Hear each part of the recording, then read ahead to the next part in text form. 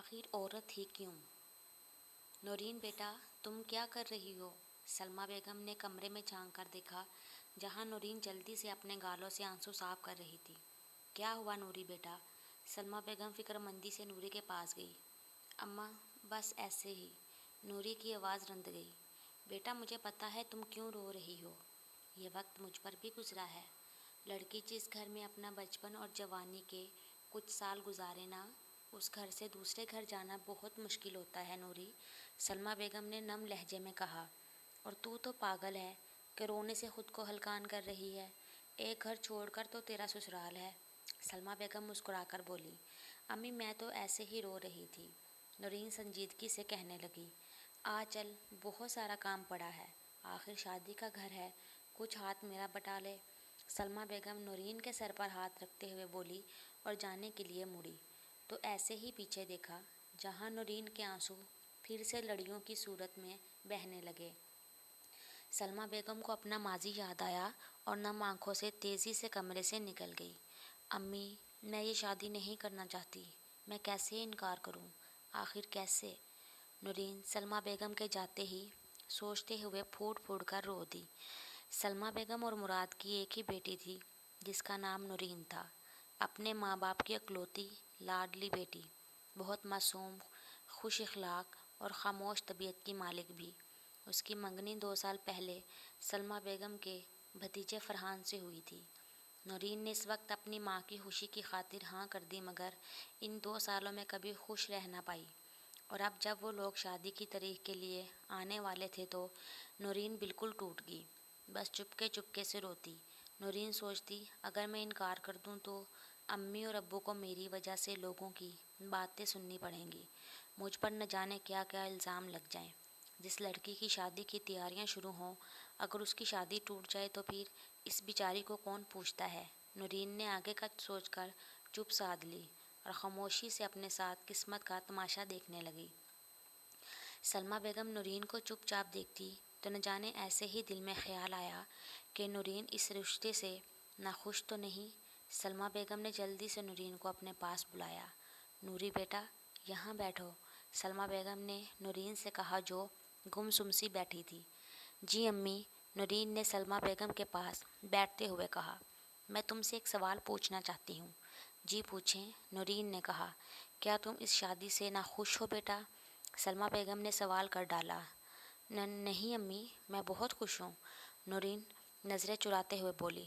دیکھو بیٹا، میں ایک ماں نہیں، دوست بن کر پوچھ رہی ہوں، جو تمہیں کہنا ہے صاف کہو، سلمیٰ بیگم تسلی دیتے ہوئے بولی۔ امی، میں یہ شادی نہیں کرنا چاہتی، ایسا نہیں کہ مجھے کوئی پسند ہے، اس لیے انکار کر رہی ہوں، بس مجھے فرحان نہیں پسند، نورین نے سلمیٰ بیگم سے ڈرتے ہوئے کہا۔ اچھا ٹھیک ہے، میں الماس بھابھی اور فرحان سے بات کرتی ہوں، سلمیٰ بیگم نے نورین کی بات سن کر کہا۔ امی، آپ کیسے میری پریشانی سمجھ گئی؟ نورین نے تھوڑی حیران ہوتے ہوئے کہا۔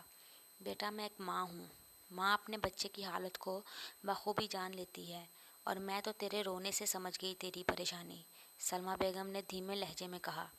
امی، آپ کی بات مجھے سمجھ نہیں آئی، نورین نے سلمیٰ بیگم کو دیکھ کر کہا، جن کی آنکھیں نم ہوئی پرانی یادیں یاد کر کے۔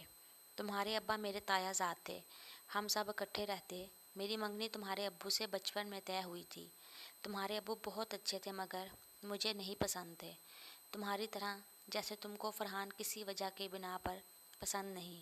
میں سوچتی اگر میں شادی سے انکار کروں تو سارے رشتے میری وجہ سے ٹوٹ جائیں گے، تو اپنی زندگی رشتوں پر قربان کی، اور آخر تمہارے ابو سے میری شادی ہوئی۔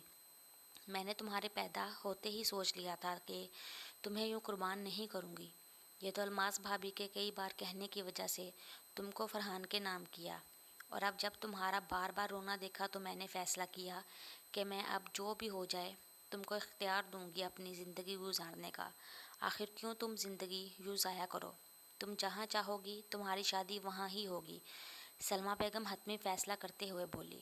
امی، آپ ایک عظیم ماں ہیں جو میری خاطر اپنا فیصلہ بدلا، امی آپ کو میرا سلام ہے، نورین سلمیٰ بیگم کے گلے لگتے ہوئے بولی۔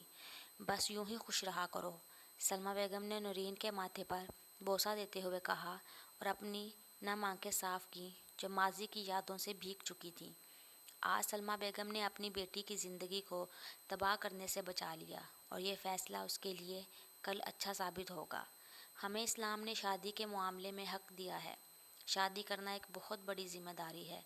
اگر اس کو جھوٹے دل سے شروع کیا جائے تو پھر ہم کبھی خوش نہیں رہ سکتے۔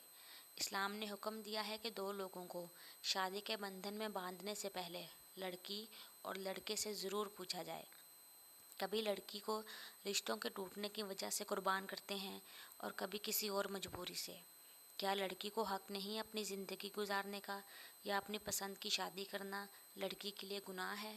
ہم لڑکی کو اختیار کیوں نہیں دیتے؟ آخر کیوں؟